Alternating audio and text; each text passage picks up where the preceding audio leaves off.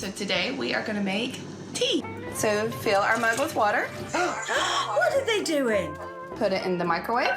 No! No! Pour the milk in. Oh! That's shocking.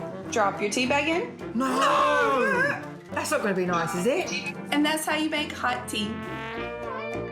That is abysmal. Microwave tea. Give me her address. I'm flying over to America. I'm going to learn that woman how to make a cup of tea. She puts it in the microwave, man. In with a tea bag. In you go. Put the water in. 100% water first. It has to be water Has to be first. water first. I'll put the milk in first. No, you won't. No, you won't. You'll be divorced with it before you know. I'll put the milk in first. You will be divorced. But how do you make the perfect cuppa? Well, it starts with the right sort of water. Oh, and a lesson from a past winner of the World Tea Personality of the Year Award. Fill your kettle with freshly drawn, filtered cold water. There are lots of things in water that comes out of our taps which is really bad to brew tea and get the right flavour, the right aroma. Tap water very often, if there's a lot of calcium in it, a lot of lime scale, it will actually make the tea go cloudy. So if you use poor water, you're going to get a poor cup of tea. I use my tap and I think my tea is still great, so we can agree to disagree on that one. So bring the water temperature up to near boiling. Put your tea bag in a cup or a mug or a teapot. You pour on the water, preferably cover so that you keep the temperature of the water inside. And when the water's weaving its magic, there's a big no-no that many of us do. A little drain. Some people don't like the drain, but I like the drain. All right, go on. Oh, yeah. Squashing your tea bag against the side of the mug to make a quick cuppa releases tannins. Result? A bitter taste. So be patient. Brew. Don't squash. We're leaving the tea in for about 2 minutes minimum. 3. No, minimum. You can give it a little bit of encouragement, but you can't rush it. If you rush it, you make yourself a poor cup of tea. You've got to think about it. Just sing us the song when waiting. La la la la la la la. That's ready now. It's not ready. Surely it's ready. Not quite. Come on. Okay. Right, okay. Right, we're going to take it out. Finally. If you're a fan of milk in your tea, be careful. Premature introduction wreaks havoc. You should never ever put the milk into the tea until the tea bag have been removed, because as soon as you put milk in, you're going to reduce the temperature in which you're brewing the tea, so it's going to affect the way the tea brews. And if you must put milk in, like the water, it matters which type. I wouldn't use fully skimmed milk because it makes the tea go a bit grey and thin tasting. I'm a whole milk man. If anyone uses that milk with the red top, get out. Get out. It's very difficult to think of PG tips and not think of the PG chimps. At least if you are over the age of, well, about 30. They had the fine china. Do you remember the monkeys of the fine china? And then monkeys going. Oh, I can't hold it down. Don't worry, son. I shifted more cannons than you've had up dinners. The ads became increasingly successful and ambitious, almost like mini sitcoms. For its age, I think it's a very good advert. Seeing monkeys on TV is not something you see every day, so it's cool. Everybody seemed to enjoy it, and sales rocketed.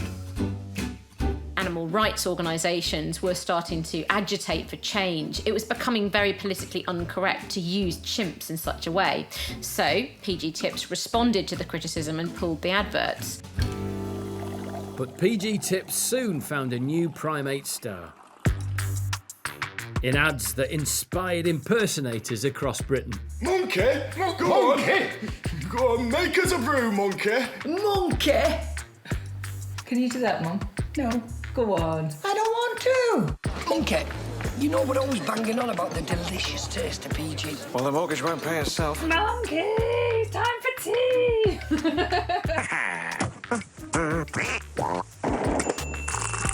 That advert is probably one of the best I've ever seen. And they weren't even saying anything. The iconic double act of Johnny Vegas and his monkey pal saw tea sales soaring again.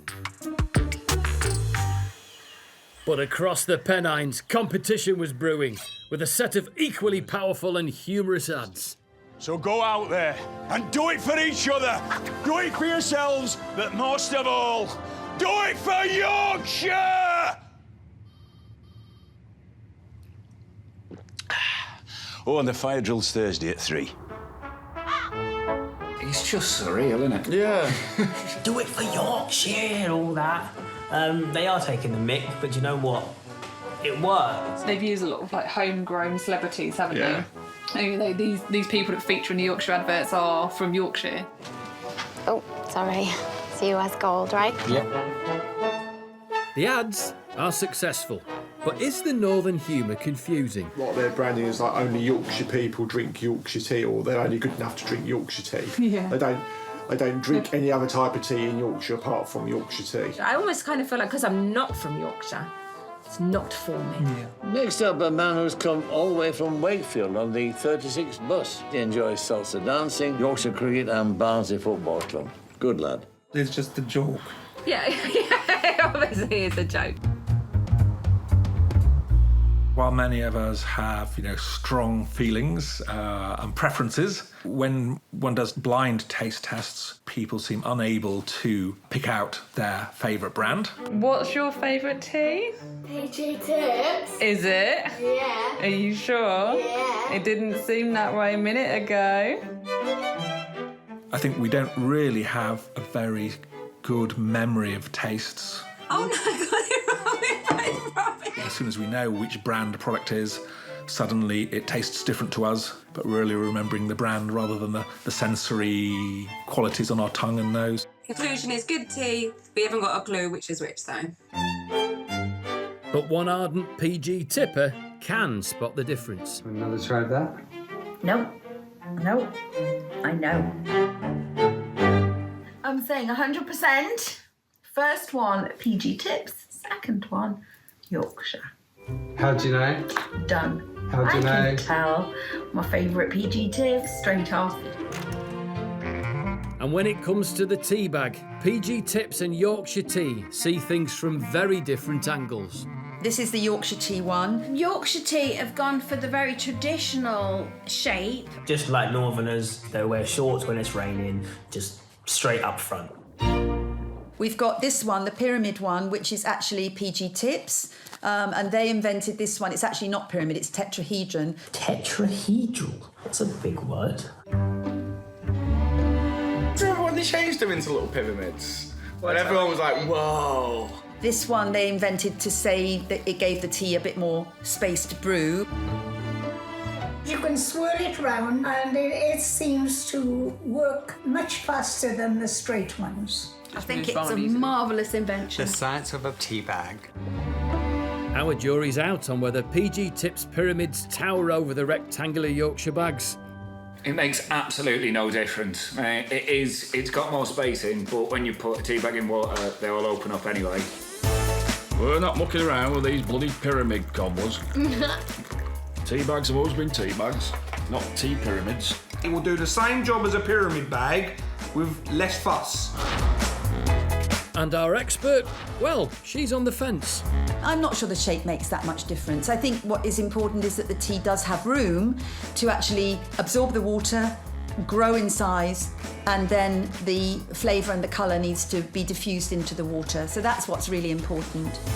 But in 2014, PG used their star duo in a humorous ad to claim their bags were better than round rivals, and won official confirmation. OK, chaps, pay attention. PG Tips uses pyramid bags. So if we test one against a regular tea bag... And a digger. Yes, and a digger, you'll see the tea's got more room to move. They show you it underwater and you can see the full movement. Did like a comparison, didn't they, of a normal tea bag compared to the PG's new pyramid bags.